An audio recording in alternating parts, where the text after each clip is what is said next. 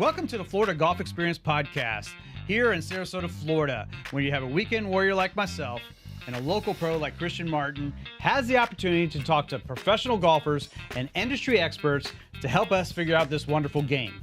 With tips, tricks, stories, we'll all come together to find the best way to approach this game on our next outing. Joining us right now is our three-time University of Florida All-American, runner-up in the 2005 Masters, and along with 8 professional tour wins, Chris DImarco. I guess with it being Masters Week, I mean, you've probably never been asked about the 2005 Masters before. Yeah, never been asked, exactly. You want to give us a little idea how that life was? Yeah, I mean, that was obviously a very good time in my life as far as golf game wise. I just lost at the PGA in 2004 to VJ and Justin Leonard. Justin Leonard and I were in a playoff with him. So obviously, being on the big stage, I was feeling more and more comfortable. I played with Phil the year before when he won, watched him make that putt to get the monkey off his back. And, I went into 05 obviously with a lot of confidence, and I love the golf course. It always set up good for me. And, I played great right out of the gate. And, going into that last round, there was a lot of weather that week, so I had to come back the morning of. And the course was in a little bit different conditions. We didn't really play with too much dew. We played early because we wanted to finish so we could get to the regular tee times on Sunday. And really didn't hit a bad shot and shot 41 in that front nine, which was kind of crazy, and went into the last round being 3 back to Tiger. Obviously battled him as much as I could and got even with him and obviously lost in the playoff. But, there were some ups and downs throughout the round for sure. But, that was a good time for me just because it's one of the few times in my life where I've ever been in that much control of my game. Yeah, you had a great quote there. You didn't, lose. Tiger won because, you gave it your all there and just didn't go in your cards that day. Yeah, totally. That's what you can kind of, put your head on the pillow at the end of the night. And, there's not something you can go back and go, man, I missed that 6-footer last hole, or else I would have had a chance to win the golf. So, I made the putt to get into a playoff. So, I just got beat that day by, probably arguably the greatest player of all time. Yeah, excellent. Yeah, it's a different animal when you get beat versus when you lose. And you did all you could do. I remember sitting there watching that. I'm glued to the TV every time there's a major tournament going on, Yeah, I am too. I love it. I love watching it. Yeah. And that chip shot, of course, he hit on 16, the slow motion Nike commercial. Yeah, exactly. They couldn't have put a better ad together if they tried. Still looking for residual from that. Never saw any of it. Yeah, you're owed something. Yeah, no doubt. So, tell me a little bit about, when you guys are playing in practice rounds and stuff, is there, who was the biggest smack talker out there? Who was kind of jousting a little bit more than anybody? Who was the Larry Bird of golf out there? Probably Phil. Mickelson was always one that liked to have the action and liked to play. I always used to have a really good putt match with Ryuji Yamada. We always would do that on a Wednesday. We'd putt for hours and just play $100 one downs. And, really not much money was spent, but it was so good for your game to just, putt on those greens 3 hours, because there's really no way to, simulate pressure and what it matters. But when you're, playing for your own money, it kind of at least gives you that feeling of it. So for me, I tried to simulate as much as I could, as the later I got, you play more when you play the pro-ams on Wednesday, you have the luxury of flying in Tuesday night, playing the pro-am. That's pretty much your practice round. So other than the majors, there really wasn't really too many practice rounds being played just because we all knew the courses by then. And, getting to play in the pro-am the Wednesday before was probably the best scenario because it was closest to when how the course is going to play during the week. For sure. Excellent. So, not to get off topic because I'll come back to some golf stuff, but how are you feeling about the Florida Gators this week? Basketball. I think the committee got it right by naming those 4 teams number 1 seeds because they all made it through. Obviously we've had some close games. The UConn game was really close. The Texas Tech game, I almost turned it off with 3 minutes and 30 seconds ago, and thankfully I stayed on. Yeah, I mean, I've been telling everybody I try not to get too overconfident because, the other three teams up there are well deserving of being number one seeds also. But we're really big and we're really deep. And Todd Golden's got all the guys committed to, what his plan is. And man, that Walton Clayton Jr., Yeah. he's got some ice in his veins for sure. And whenever you got that guy on your team, you feel pretty good about it. Yeah, this is a great time of year for sports. Well, they're definitely capable of winning it all. I mean, they've got the size, like you said. I mean, they got some big, large men on that team, and they can play, man. It's going to be interesting. It's gonna be fun. To Yeah, Saturday at 6:09. I'll be in front of the TV for sure. Now, do you go up to the Masters, or you're going to hang home watch it on TV? I am. I'm going to go up there for one of my sponsors, Stanley Black and Decker. I'm going to go up there on Friday, do a dinner Friday night, play some golf on Saturday, do a dinner Saturday night, and then I usually walk the course on Sunday for a couple hours with some of the clients and show them some of the idiosyncrasies about Augusta, and then I head up and go do the Hootie and the Blowfish Pro-Am up in Myrtle Beach the Monday after the Masters. So awesome. That'll be a fun. Yeah, it's a fun, quick turnaround. My son is actually trying to qualify for he pre-qualified yesterday for the Dominion tournament opposite Augusta. So I'm going to since I'm down here, I'm going to caddy for him on Monday and then fly home on Tuesday and then go back to Augusta on Friday. Yeah. How fun is that? How cool a guy is Darius Ruckers? He seems like one of the nicest guys ever. Yeah, he's one of the coolest. And he loves golf. He really does. And they do a lot for it. I mean, they have a tournament in South Carolina that a women's and a men's tournament that they do there. So he really gives back a lot to the game and loves the game a lot. And it's a lot of fun up there at Monday after the Masters. The whole Hootie guys, they all do a great job. Getting back to some of your personal stuff, I know you're really involved in the charity for your mother. Can you kind of explain how that all came about? Yeah, we when we moved to Denver 6 years ago, we did it for 3 years after that. So at the 20th year anniversary, we ended up stopping it. So it's been a couple of years now, but we did it for 20 years. We raised $10 million. My mom and my dad came to me in early 2000s, me and my wife, and said, would you mind putting your name on a charity? We'd love to raise some money for cancer. And I'm like, sure, absolutely. And it became into a well-oiled machine. When we first did it, it was, it benefited Rock, which was Reach Out for Cancer Kids. So for 10 years, we put every child through the Boggy Creek program, which is a camp in Florida for cancer. We were able to put every child through that. We've given grants. We gave a $720,000 grant to the University of Florida for pancreatic cancer research.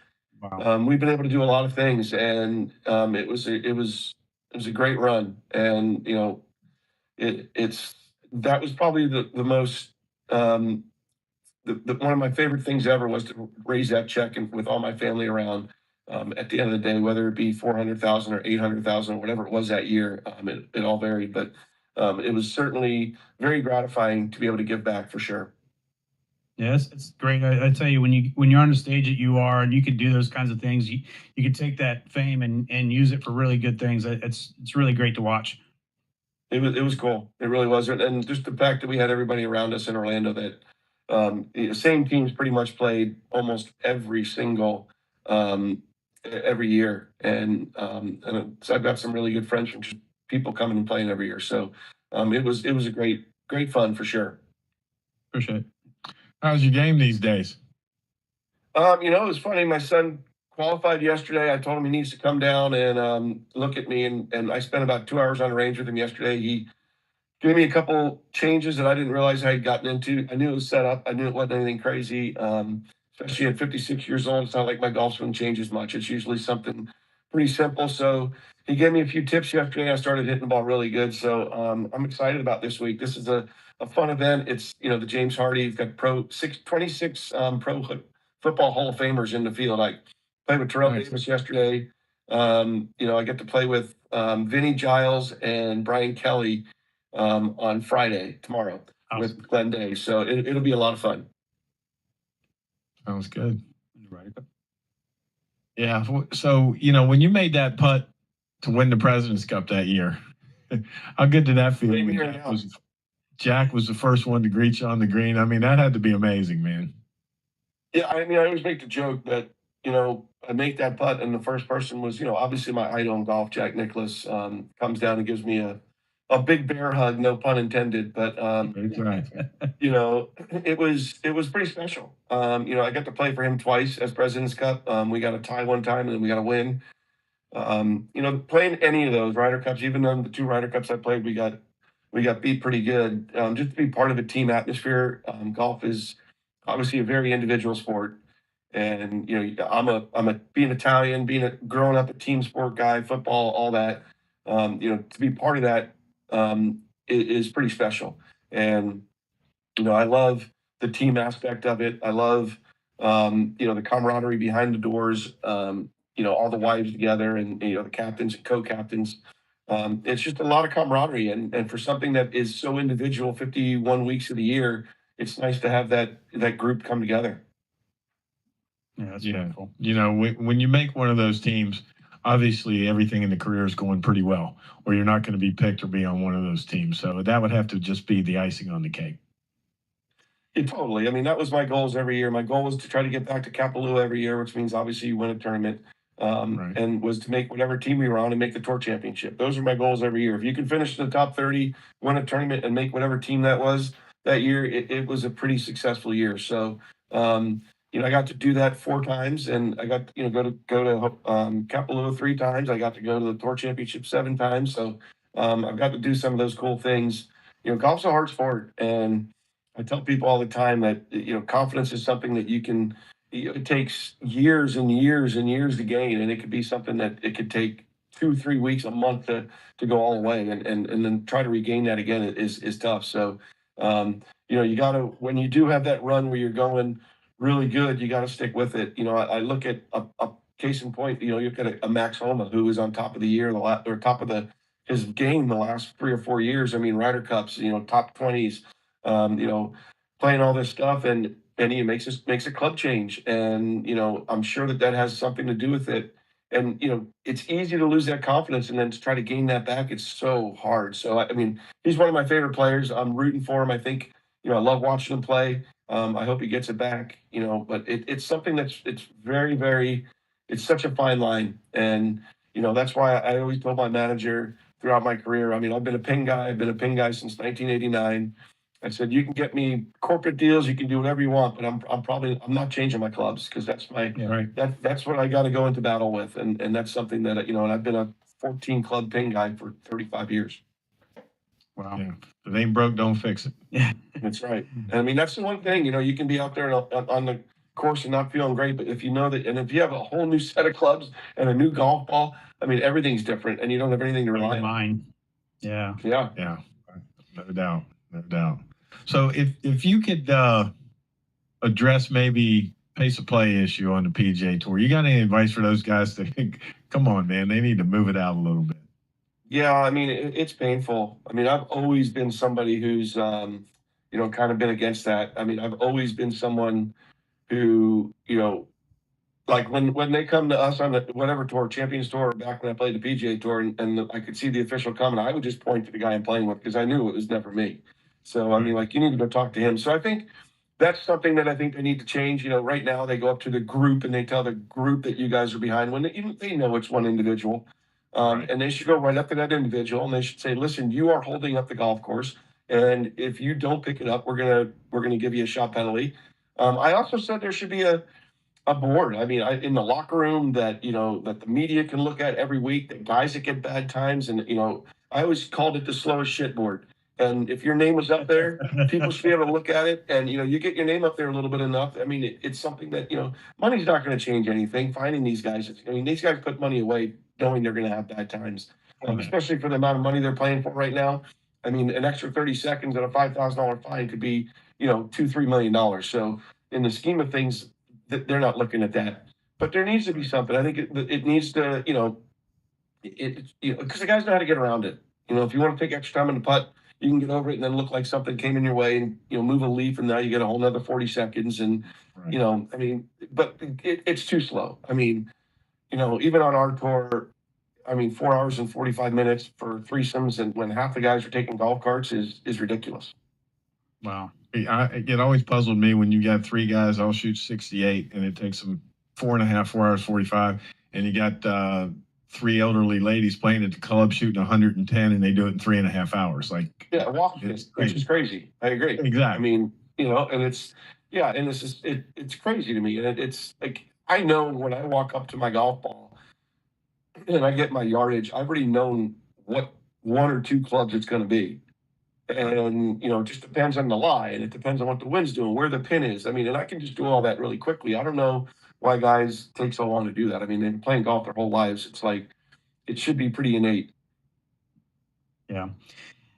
Well, go ahead. Go ahead. What was it like, the first time? I'm asking advice for us. What was it like the first time you went on this side instead of being out on the ropes? You do some stuff with it was like, wait a minute, man. You seem like a natural. I'm not here.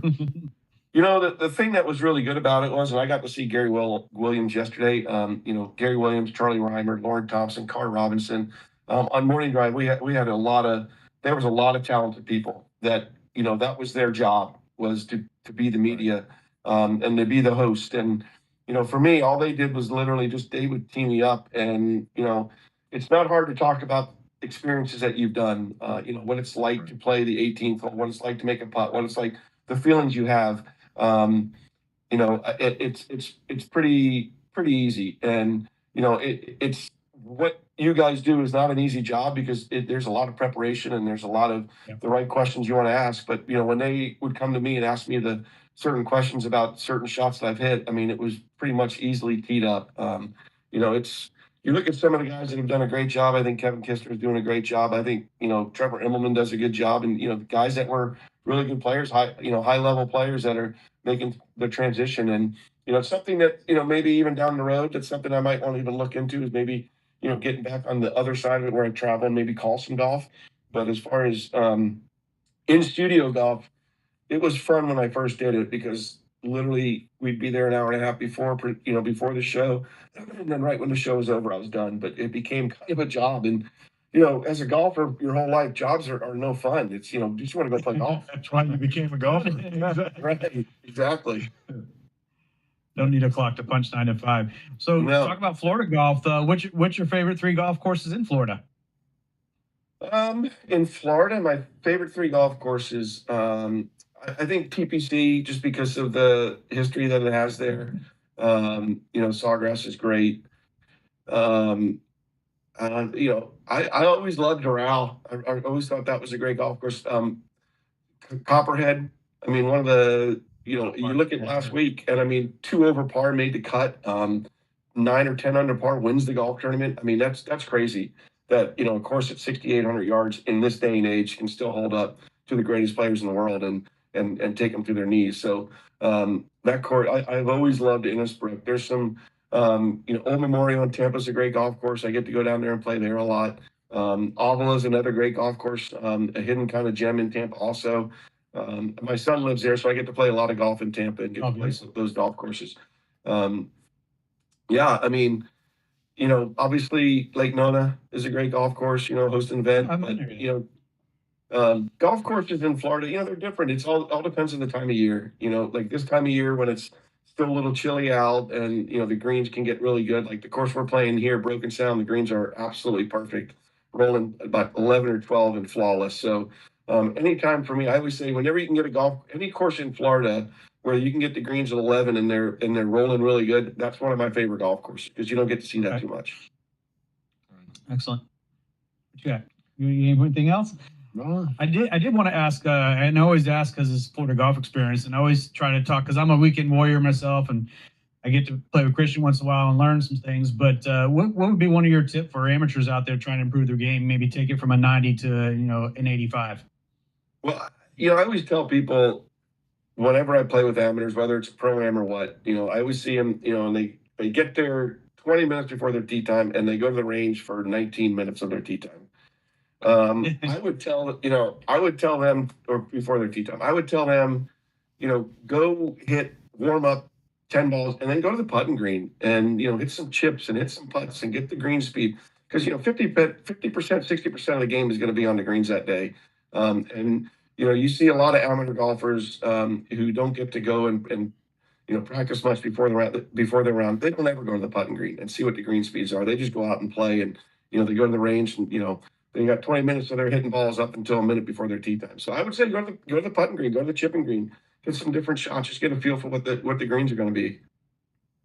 Yeah, I appreciate that. Yeah, I know a lot of the people that I work with. It's like they can't chip and they can't putt, but they never. And they don't ever practice. So like, how are you ever going to get any good at it if you don't do it? Yeah, well, I'm not good at it, so why do I want to practice it? Well, you're not going to get any good at it unless you practice it. So that's Right. Go up there here 40 drives off the driver, and then you don't know anything, and just going on with the greens. Exactly. Well, I appreciate your time. I really do, and I know you got a busy week going on, and we're starting this channel, and really look forward to seeing you play this week. So we'll keep an eye out for you. Yeah, I appreciate it. Yeah, thanks for having me on. Anytime, give me a call. Let me know. I'd love to come back. I will. Thanks, Chris. Thank you so much for your time. You got it. Appreciate it. All right, guys. Thanks so much. So that was a good experience of speaking with Chris DImarco. I thought it was really great, man. He has some good information. So what were some of the key points you brought away from it, Chris? Well, he was always a likable guy, and he talked. We talked a little bit about his charity. We talked a little bit about the Masters and some of the other things, the President's Cup and stuff. And he just, he's always been a likable, approachable guy, and I think that was pretty cool. I missed the opportunity to talk about the claw grip. Yeah. But it was so great. He invited us to give him a call anytime. We're looking forward to seeing him in the Champions Tournament this weekend, the week before the Masters. And I got to tell us like how he's going to go down to the Masters. His son's playing in a tournament very close to that, Right. So he's excited about that. So he's got a lot going on. Well, and he, as far as I'm concerned, he might be the original claw grip guy. Yeah, I think that's what I read. For those amateurs out there that struggle in putting or something, you really, really should try the claw. I use the claw when I'm putting with a traditional link putter. Sometimes I use the broomstick, the tall putter, but it just takes the right hand out of it, gives you a little more confidence. And putting is all confidence. But yeah, he was the original guy. Another thing I took out of that meeting is what you've always told me. We talk about all the time. I see you on most Sundays. How important around the green is. So many people get out there and you step up and you see a guy drive it out there 260 and you feel like you get to swing hard, but all the money is made, within 100 yards. It absolutely is. And we're going to talk to a variety of guys like Chris and Mark Calcavecchia. And, if we ask the same question to every one of them, right, what should amateurs work on a little bit more? They all say the same thing. Yeah. Work on your short game a little bit more. Learn how to chip, pitch, and putt. How to read the greens. You're going to miss greens as an amateur player or even a low handicap amateur player. Not going to hit, 15, 16 greens when you play. Right. You need to be able to manage the 30, 40, 50-yard shot. And that's how you're going to take your handicap from a 20 to a 50. I always joke that I'm a weekend warrior. So if you think I'm only playing once a week, how much you're getting in. And what was interesting that Chris said about how most people just get to there 19 minutes or 20 minutes before they go to the driving range, hit a bucket of balls, and they've never seen the green. They've never seen what's going on around the green. Right. They haven't even picked the wedge up to chip. And then you go out there and you skull one across the green. Exactly. Or you three jack the first 3 or 4 holes because you have no idea what the green speed is for the day. In most places you play, the green speed is going to be the same as it is on the putting green. They're using the same reels. Right. So at least go hit a handful of putts to get an idea for your feel. Yeah, and I love that about the course that you work at is they have one just for chipping and one just for putting. So in our place at Tatum Ridge Golf Links it's right next to the first tee. Yeah. So how can you? There's no excuse. How can you not step on there for a second and hit a couple of putts? I mean, you're waiting on the group in front of you to tee off most likely anyway. Right. So take advantage of that time. Quit BSing with your buddies. You'll actually beat your buddy's ass if you go up there and hit a few putts. I've taken what you had said to heart, and it hit me a couple weeks ago. The putting is 2 putt every hole is half your game. So I started slowing down and paying attention to putting and chipping, and then I literally saved like 7 strokes off my game in one round. And one round, just thinking differently. And then but you know what I did? I only had 1 3-putt all day. There you go. 1 3-putt all day because our mindset was different. So like everybody's going to have a 3-putt now and again. Yeah. But if you can offset it with a 1-putt, Got to try to match up a 3-putt with a 1-putt, Yep. so it balances out. If you can have 2 putts or less per hole, most players are probably averaging, realistically, if they putt it out, 42 or 3 putts per 18 holes. Yeah. Get that down to 34 or 35. Well, even if you saved 5 shots a round, Right. 10 rounds later, it's 50 shots. Yeah. So there was an interesting stat on the PGA Tour. I read it's probably a few years ago. The difference between 110th on the money list and 10th on the money list was 1 putt per round. Wow. So if you think about that, it's 4 shots a week. 20 weeks later, it's 80 shots. You beat me by 80 shots, or I beat you by 80 shots. For the year. I got a job next year. You're fighting for your car. You're going to the Q school. 1 putt, man. It makes sense to work on it. Yeah, it's really cool. So, well, thank you for joining us here at the Florida Golf Experience. Christian, myself, we're going to keep working on trying to get more professionals and industry experts.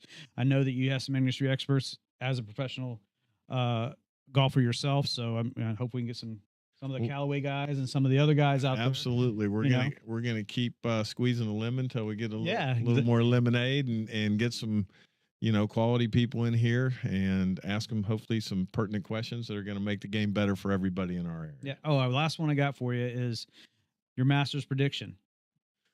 Ooh, man, It's coming up in next week. Right now, I got to go with Scotty because he's trending in the right Can you direction. believe the comeback he had last week. He loves it there, but I mean, it would be really, really good for the game to see Rory win it. Yeah. Or to see him. That's his only Masters. That's going to complete the 4, right? That would complete the Grand Slam Yep. for him. So, if Rory's in the hunt come Sunday afternoon, it'll be hard not to root for him because there's only 5 guys that have won the career Grand Slam. Yeah.